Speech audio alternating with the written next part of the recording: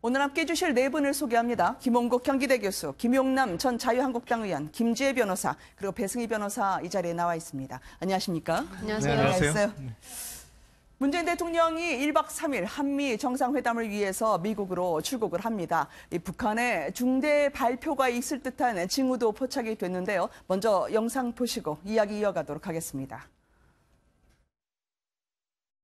최고領導자 김정은 동지께서 개업을 앞둔 대성백화점을 현지 지도하시었습니다. 뜻깊은 태양절을 앞두고 수도의 거리에 또 하나의 못들어진 종합봉사기지, 인민들의 물질문화 생활을 질적으로 높이는 데 실질적으로 이바지하게 될 백화점이 1도선에 대하여 고달한 만족을 표시하시었습니다.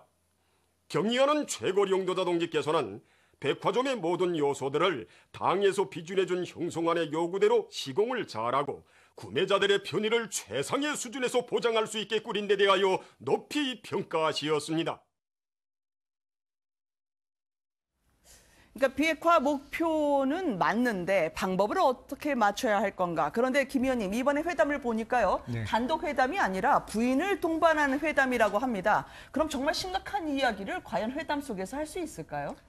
사실은 내일 하루짜리 출장이죠. 네네. 가는데 뭐 얼추 하루, 오는데 하루라 뭐 1박 3일 출장이라고 합니다만 보통 하루짜리 출장, 그야말로 실무 방문입니다. 이런 경우에는 보통 영부인들이 동반하는 경우가 거의 없거든요. 근데 네. 김정숙 여사는 같이 가서 멜라니 여사하고 오찬도 함께 한다고 하는데 네.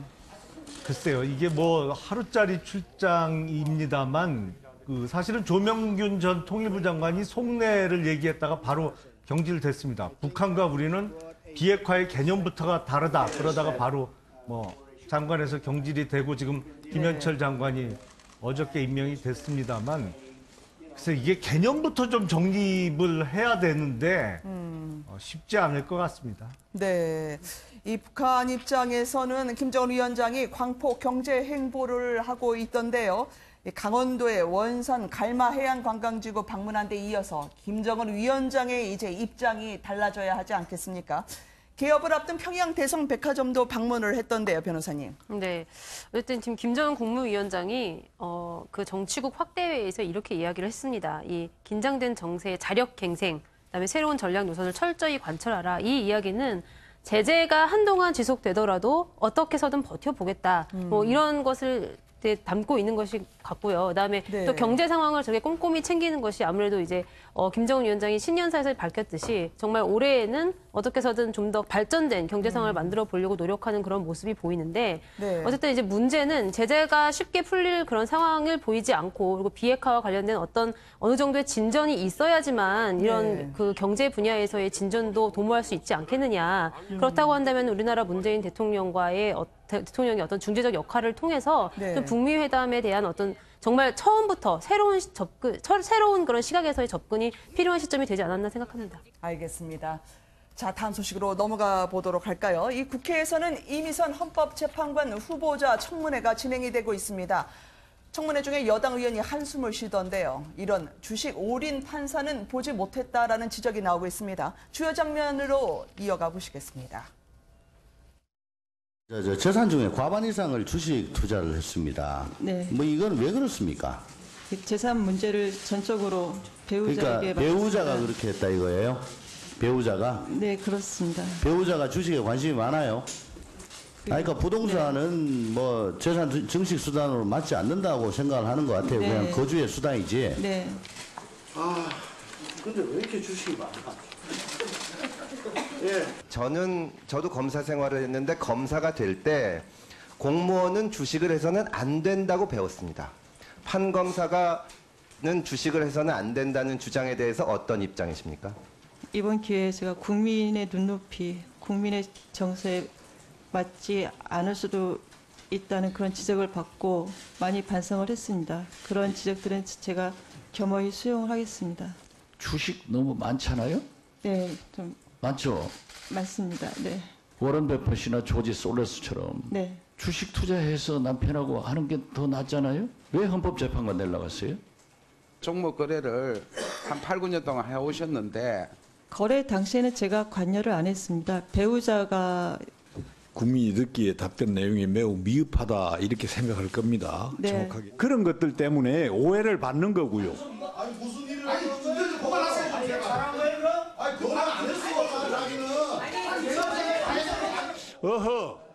남편은 판사 재직 중부터 주식 거래를 했고 그리고 변호사하면서 주식 거래를 했는지 모르지만은 뭘 말이 안 돼요. 본인은 안 했다는데. 아니 사정이 아니라 차명 거래한 거예요? 제가 아니 부부야 부부. 아니 부부래도 부부 별산이에요 우리는. 여당석에서 부부 별산을 물어본 사람은 없었는데 말이죠. 어쨌든 재산이 많은 게 문제가 아니라 더 심각한 건 전 재산의 83% 35억 이 주식을 들여다보니까요. 배 변호사님. 이분이 재판을 또 남편도 재판을 하면서 관련 회사 주식을 사고 팔았던 그 흔적이 드러났다면서요. 예, 그 본인이 이야기를 하고 있는데 국민 눈높이에 맞지 않을 수 있다는 지적을 받고 이번에 반성하게 됐다고 하는데요. 바꿔 말하면은 이게 왜 문제가 될 수 있는지 국민 눈높이도 몰랐다는 사실이 될 것 같습니다. 게다가 이 사람은 헌법재판소에서 일하는 재판관이 되려고 하는 자예요. 헌법재판관이 어떤 자리입니까? 우리 국민이 대통령을 뽑아놓으면은 그 대통령을 탄핵시킬 수 있는 그런 자리입니다. 그런 자리에 들어가는 사람이 자기는 위장 전입하고 이분이 했다는 거 아니고 또 자기가 음주운전하고 자기가 내부자 거래하고 이런 사람이 다른 사람을 탄핵할 수 있겠습니까? 그러한 도덕성과 그리고 일관성 그리고 직무 능력성과 관련해가지고 여러 가지 검증을 하는데 여기서 그냥 남편이 해서 나는 몰랐다? 2015년부터 2018년까지 67개 종목을 376회 37만여 주를 하는데 본인이 몰랐는데 남편이 했다? 그러해서 수많은 억을 돈을 벌었다. 그렇다면 솔직히 그 남편을 정말 그 남편을 얻을 수밖에 없는 능력을 가진 것 같아요. 저는 이러한 대해서는 청문회 문제가 아니라 이 사람이 이 후보자의 그 자격이 없다고 생각하기 때문에 본인이 자진 철회를 하든지 아니면 후보자 지명 철회를 하든지 해서 넘어가야지 이렇게 내부자 거래가 눈에 뻔히 보이는데도 내부자 거래가 아니다 지켜보자 라는 식의 이런 여당 의원들의 발언들이 오히려 국민 눈높이에 맞지 않는다라고 생각을 합니다. 김 변호사님, 지금 이분에 대해서는 재판이 뒷전이고 판사가 부업이었냐 야당의 포화가 쏟아졌습니다. 그러니까 요즘 영화의 말로 하면 이 사람은 판사인가 업장의 큰 손인가 그런 얘기였는데요. 남편 혼자 5,500번 주식 거래해서 자기는 몰랐다 하던데 이걸 어떻게 받아들여야 합니까? 그러니까 거래 횟수라든지 아니면은 거래한 종목, 그다음에 또 거래 그 총 거래 액수가 지금 굉장히 상식적이지 않은 그런 수준인 것은 사실인 것 같고요. 이제 게다가 또 재판과 관련된 그런 회사의 주식을 취득했다. 여러 가지 문제의 소지가 많은데 이걸 이제 본인은 계속 모르고 있다가 재산 신고를 할 때 이제 일방적으로 통보를 받았다라는 것이잖아요. 그러면은 그냥 그냥 상식적인 견해로서는 그럼 통보를 받고 나서라도 이 일을 어떻게 해결을 하든지 아니면은 본인이 어쨌든 공직으로서는 좀 그러니까 형법 재판관으로는 부적합하다라고 해가지고 사퇴를 하든지 어쨌든 둘 중에 하나를 선택했어야 되는 그런 문제가 아닌가 싶습니다. 네, 김 의원님. 이미선 후보자는 지금 청문회 헌법재판관 후보로서 청문회 쓸 게 아니고 당장 수사기관에 출두해서 내부자 거래 혐의로 조사를 받아야 됩니다. 이게 정상적인 국가에서는 이런 후보자가 어떤 고위직 청문회에 쓴다는 게 상상할 수가 없습니다. 왜냐하면 자기가 판사로 재판하고 있는 그 관련 회사 주식을 재판 진행 중에도 샀다가 뭐 계속 추가 매입을 하고 그랬는데 남편이 해서 몰랐다? 아니 그럼 남편이 아내 몰래 아내가 재판하는 기록을 보고 이 회사가 앞으로 괜찮겠구나 안전하겠구나 이걸 몰래 알고 샀다는 거예요. 이게 상식적이지도 않고 문제는 왜 이런 일이 반복되느냐. 사실은 지명을 한 문재인 대통령께 가장 큰 책임이 있다고 봅니다. 왜냐하면 우리 편이면 덮어놓고 지명이에요. 이게 지금 헌법재판관도 그렇고 대법관도 그렇고 다 거의 우리법연구회 출신 아니면 인권법연구회 출신으로 다 채워지고 있는데 이런 큰 하자가 있어도 우리 편이면 무조건 문제없다, 임명해도 된다. 이게 인사권자가 가장 큰 문제라고 생각이 됩니다.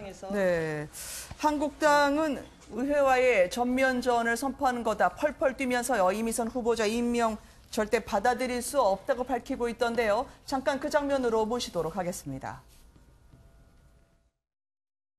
재벌 공격하면서 남편은 재벌 기업 사건 수임하기. 멀쩡한 집 두고 관사 들어가서 불법 대출로 부동산 올인 투자, 문재인 정권 주요 인사들의 상상 초월 돈벌이 방법들이 국민들을 아연실색하게 합니다. 그런데 더 놀라운 분이 등장했습니다. 헌법재판관 후보자 이미선 후보자입니다. 주식을 보유한 회사의 재판을 맡는다는 것 자체가 법관으로서의 최소한 양심과 자질이 의심됩니다. 김현철, 박영선 장관 임명 강행에 이어서 이미선 후보자 역시 강행한다면 그야말로 대통령이 의회와의 전면전을 선언하는 것이다. 이미선 후보자 어떻습니까? 특권 반칙의 전형 아닙니까? 그러면서 입으로는 특권과 반칙을 끝내자라고 얘기하는 이 대통령의 이중성에 우리 국민들이 정말 분노하는 것입니다. 김 교수님은 어떻게 보십니까? 일단 뭐 자유한국당 야당 아니겠습니까? 여러 가지 지적을 할 수 네. 있죠. 그런데 자유한국당은 뭐 그동안 7명 후보자 전부 안 된다. 거의 뭐 나경원 원내대표부터 거의 뭐 무조건 반대, 그리고 국회 연설에서도 뭐 거의 악담 가까운 말을 하듯이 현 정부에 대한 반대를 하고 있지 않습니까? 그런 측면에서 저는 자유한국당이 최근 이런 인사청문회를 대하는 모습은 좀 반성할 부분이 있다고 보고요. 네, 대신에 이미선 후보자는 이미선 후보자에 대해서는 아마 저는 이제 인사청문회 이 검증 과정에서 아마 그런 점을 본 것 같아요. 그동안에 살아왔던 뭐 법의 형평성 소수자. 그렇지만 개인적으로 그 흠결이 있다면 그 부분은 네. 또 안 되는 것이지 않습니까? 그래서 저는 인사청문회가 바로 이래서 존재하는 거다. 만일의 경우 이 사안을 인사청문위원들의 이런 검증을 통해서 네. 거기서 부적합한 것도 불법적인 행태가 나타났다면 여기에 대해서는 충분히 또 그런 여당과 야당 절차를 통해서 아마 절차를 밟을 거니까 저는 구체적인 내용들을 확인하면서 인사청문회를 하고 최종적인 결론을 내면 된다. 그래서 부적합하고